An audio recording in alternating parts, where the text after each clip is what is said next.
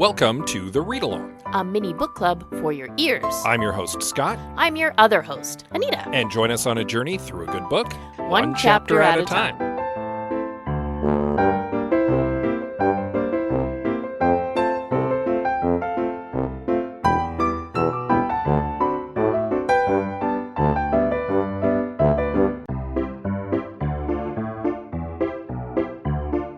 Do you like talking about movies? Do you like talking about mediocre movies? Do you like talking about how you could have fixed mediocre movies?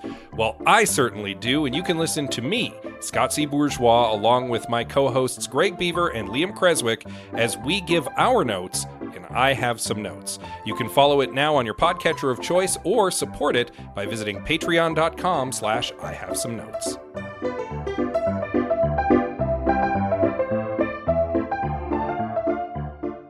We finally did it. We successfully hosted Easter. We Eastered, everybody. Like a full week late. Hey, it was necessary. Yes, but we had family over. We successfully cooked a turkey. Yes. Which is good. Something we have not done before. Well, no, it's not true. We have cooked a turkey before, but it was a long time ago, and we kind of screwed it up. Yeah. This time, we didn't screw it up as significantly. We only screwed it up a little, and it was perfectly safe to eat. It just took longer to get there than we planned. Yeah, the recommended cooking time was off by like 40 minutes. And of course, and every time we mention that to someone, they're like, oh yeah, that's way wrong. And we're like, oh, okay, well, great. Nobody informed us of that. And we obviously didn't learn the lesson from the first time all those years ago. Exactly. So we'll try again, and we'll get it closer to right next time. Indeed. I hope. Quite. So that's where we're at. We're riding the high of a successful family gathering. Woo! Let's talk about a book. Sure. That was an awkward segue, but fine. Starting with our previous chapter, I guess, a brief recap of chapter 15, in which the girls have an unexpected but slightly planned meeting with Detective Inspector O'Sullivan.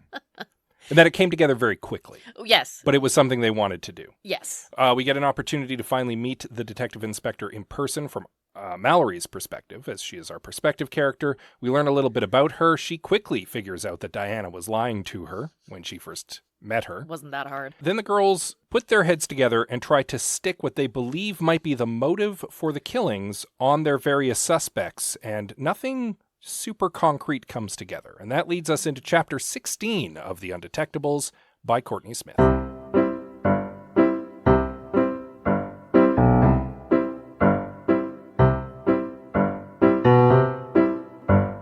This chapter begins with Cornelia bringing Beckett into the room. Yeah. So I started my notes with, well, everyone is the worst. Yeah, this is a super awkward encounter. Oh, for absolutely everybody and on so many levels. Yeah. Okay, so Cornelia brings Beckett over. Yeah, to the because house. Naturally they want to talk to him about the night of Ben's killing. Well, yeah, he was there. He's a suspect. It makes sense, even though Cornelia seems to be the only person who likes him at all. And we'll get into that in a minute. So he comes in and he's just the same as he was the first time we met him, super oblivious to everybody else, very insensitive to what's going on, and just an all-around jerkface. Yeah, so if he was the king of bad first impressions, he's also the king of bad second impressions.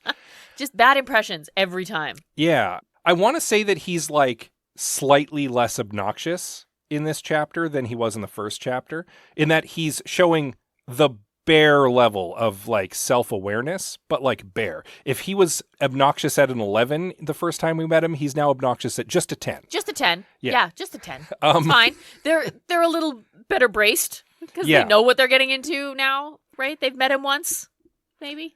Well, and Cornelia had suggested that he was more obnoxious at the bar because he was drunk, but no, he's just as obnoxious sober, not in a nightclub. Yeah. Yeah.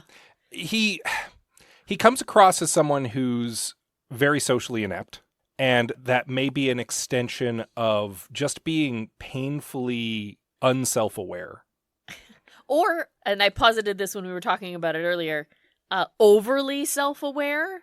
Like, he's so focused on what is happening to him and like with him that he's not paying attention to anybody else. Just totally lacks empathy. At all. Which is ironic for someone who is studying psychology. Oh, that was an interesting thing that he said. Yeah, Mallory was quite surprised by that as well, where it's like, oh, Psychology, you say? So he's a psychology student who has absolutely no ability whatsoever to read the room. No.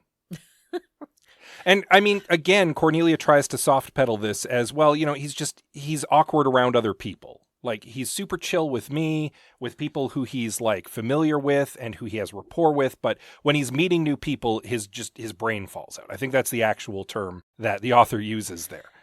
And that might be the case, but like he can't, he just walks directly into his own mouth repeatedly over and over with both feet.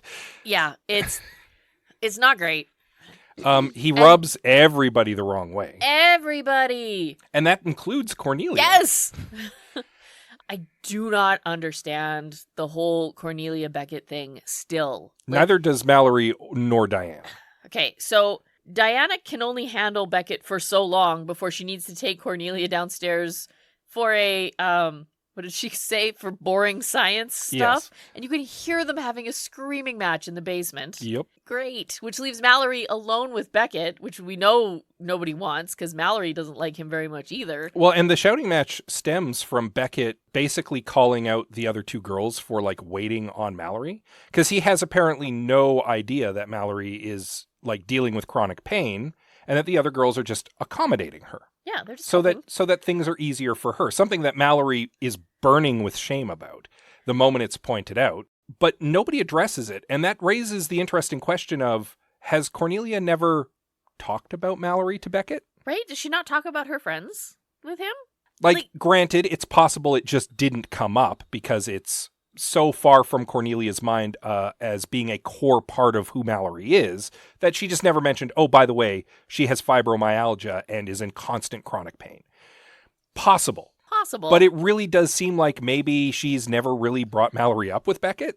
Which, weird, right? Yeah, and I mean, also during the little altercation between the bunch of them upstairs, before Diana and Cornelia retreat downstairs, Cornelia just kind of wallflowers. Like, she does not take a side. She doesn't defend Beckett against Diana's overt hostility, but she doesn't back up her friends over Beckett's inability to, like, say basic things without being completely insulting and self-centered. Right? She just disappears. Something else we were talking about earlier. Cornelia behaves so strangely with and towards Beckett. Beckett comes into this space and instantly fills it.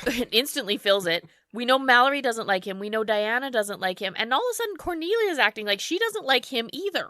She doesn't talk about her friends to him. She doesn't try to justify him to her friends either. She just kind of like mildly scolds him like he's a misbehaving dog. It's so weird. Yeah. It's so weird. Like, you watch her behave with her two best friends. Mm-hmm. And even some of her other friends, right? Interactions with Felix and Ben. And she's very gregarious and outgoing. Yes. And suddenly this guy shows up. And she's like embarrassed. Yeah. It's weird, right? It's weird. Yeah. By the time we get to the end of the chapter, it is super obvious that Cornelia is hiding something. Yeah. We just don't know what. Like, what is she doing with Beckett that needs to be so secretive from her friends? Yeah. And I mean, you've posited that there's something going on there that we're not being told about. Yeah. Because Cornelia's either not sure her friends will understand or is embarrassed about it.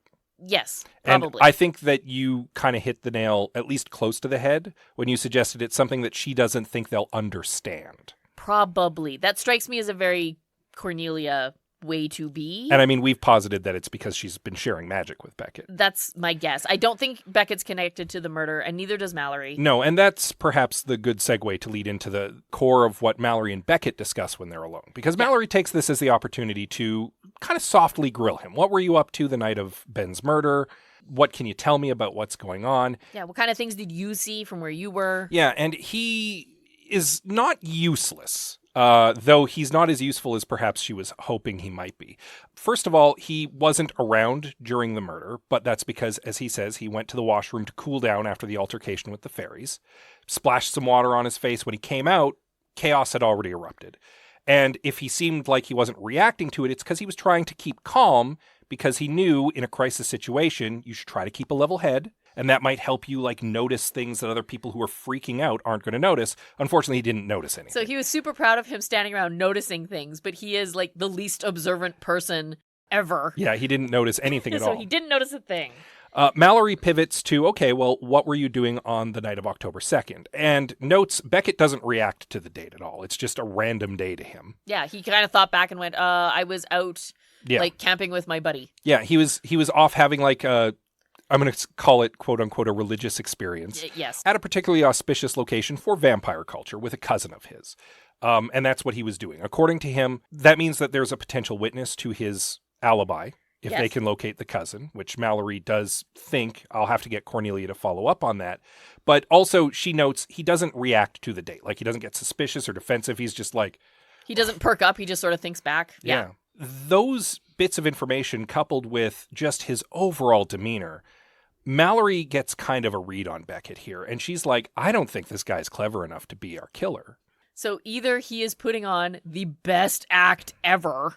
He's either a criminal mastermind. Yeah. Like, to two extremes. He's either a complete idiot or, like, an amazing actor and a high-level mastermind, and I don't think it's the latter. Yeah, a dangerous mastermind or a harmless idiot. Yeah. Well, I don't know about harmless, but... Yeah, I don't think...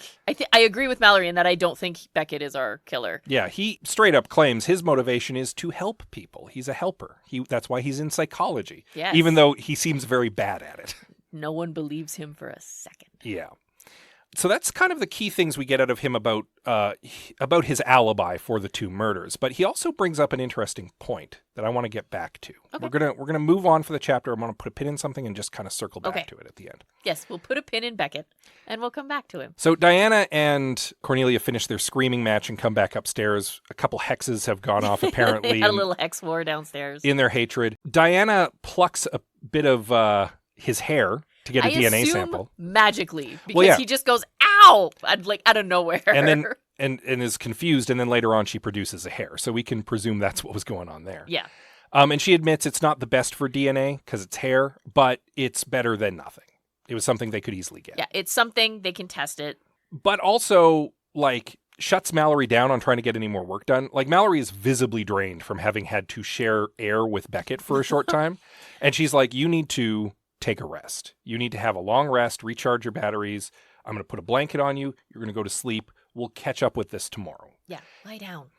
So Mallory does. She has potentially a shorter snooze. We don't actually know. She wakes up later at a random time. Yeah, and she's... minutes, days, hours later, who knows? She's groggy from the lengthy nap. She overslept longer than she probably meant to have, like, a rest. Possibly. So, and you know how when you oversleep on a nap, you wake up and you're super groggy? Yep. And that's kind of the state she's in. She heads upstairs. She decides she wants to, like, touch base with Cornelia because she hasn't had a chance to since talking to Beckett. She wants to, like, square up, maybe checking into his alibis. And she hears Cornelia in her room, like, chatting and giggling with someone. Talking and laughing kind of thing. It doesn't say who that is, but we can presume Beckett is still over. Yeah, we can presume Beckett. It might be Diana. She might be on the phone. Like, we don't actually know. Yeah, so rather than interrupt whatever's going on, Mallory hangs back, takes one of her beetles out of one of her terrariums she goes into handle. the bug room. Yeah. Right? Just to, like, enjoy some warmth and stuff. And the beetle gets squirmy and, like, bites her. And she has this weird out-of-body experience where she instantly reacts and squishes it. And, like, part of her brain is going, no, this is bad. You should not be doing this. And that's the part of her brain that's watching her, like, react in that gut moment. Yeah. Because she's kind of at the end of her rope. Yeah. She's hit a bit of a breaking point. She's had a rough day. She still has all of this unresolved tension with her two best friends. And it all just kind of comes to a head here. And I think she does it partly because she just wants to hurt Cornelia. Because she's tired of being hurt by Cornelia? Yeah. Even though Cornelia doesn't know it. Yeah, because she won't tell Cornelia anything. Because Mallory is horrible at dealing with her own stuff. Yeah. I don't mean to play armchair psychologist every single episode. But, like, Mallory, honey, get it together. Talk to your friends. It's not that hard. Open up to them.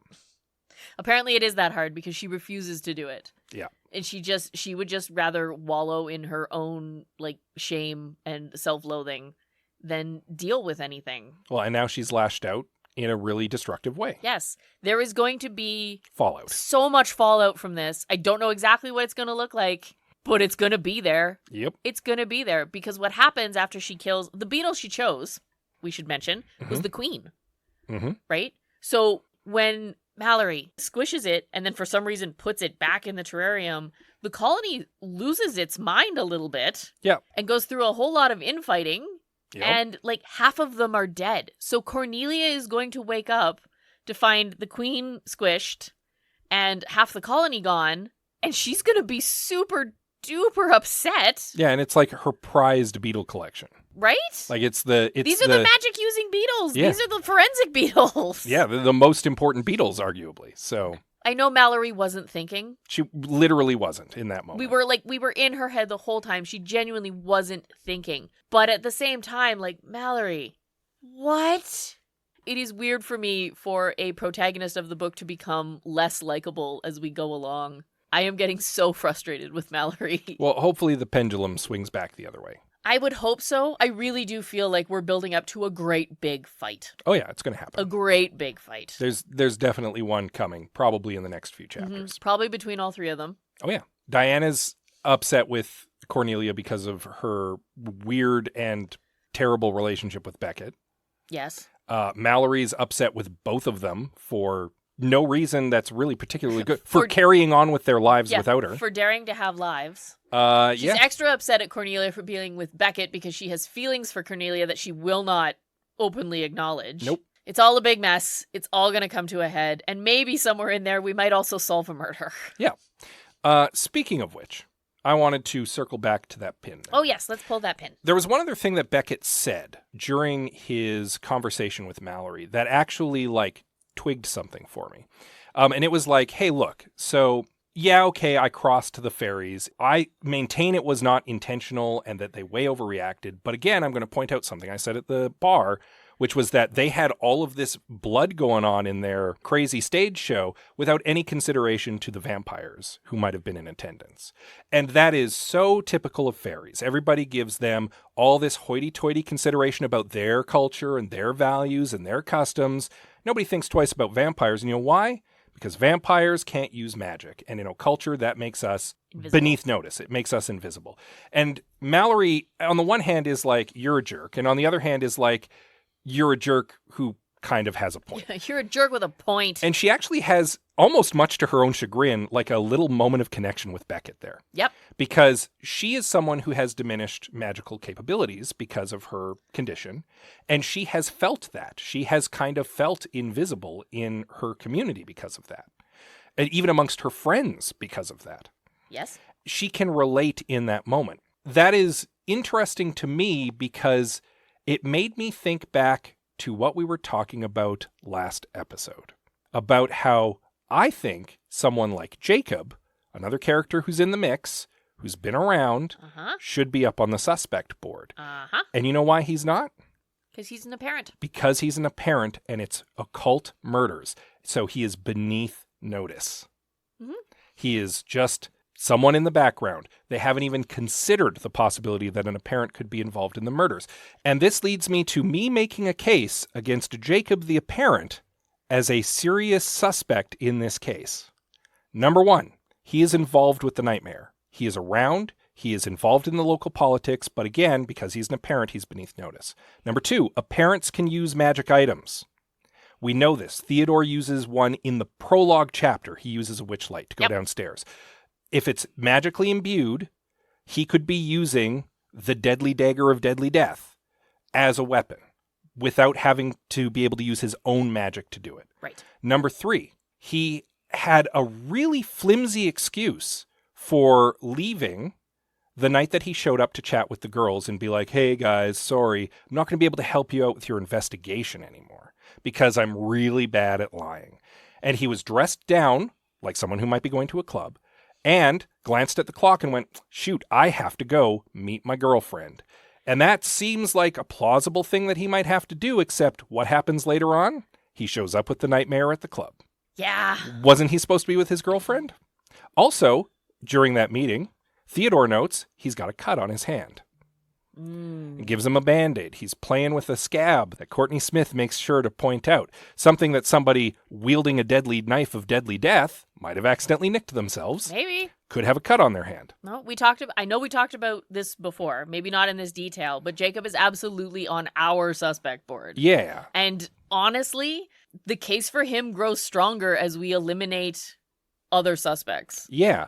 I'm not quite ready to accuse him outright of being the no murderer. No just yet. But he is up on my suspect board. And I think that what Beckett says in this chapter underscores, interestingly, that he's not on their suspect board because he's an apparent. Mm-hmm.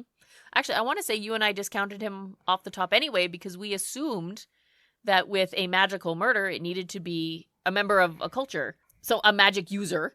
Yeah. Who was committing these crimes. But as you pointed out, if an apparent can use a magical item without having magic of their own... And they're supposing that the magic item is responsible for the murders. Then, yeah, maybe we need to include an apparent suspect. And he's the only one in the story, and the laws of the conservation of narrative indicate that it's a little late for them to introduce a new apparent suspect at this time. Exactly. So, indeed. So just putting it out there. We could be incredibly wrong. We frequently are. Irresponsible speculation is the very foundation of this podcast. But at this point, what we're saying is Jacob at least stays up on the board. Yeah. With that all said, we'll see if we find out some more information or if there's some emotional fallout to some insecticide, some coleoptericide in chapter 17 of our novel, which you'll want to read up on in time for next week. In the meantime, of course, as always, you can give us a little rating and review. Oh, we always appreciate those. Please and thank you.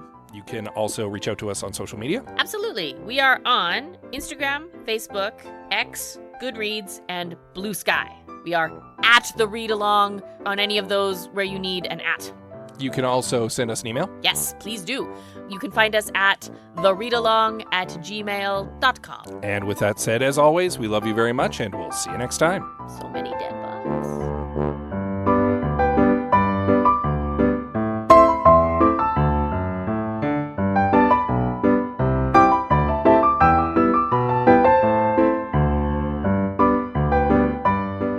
Thank you for joining us on The Read Along with your hosts, Anita and Scott Bourgeois. All Read Along music is by Kevin MacLeod at Incompetech.com. Cover art is by Aaron Beaver. Be sure to join us on Twitter, Instagram, and Facebook at The Read Along, and check out our group on Goodreads.com.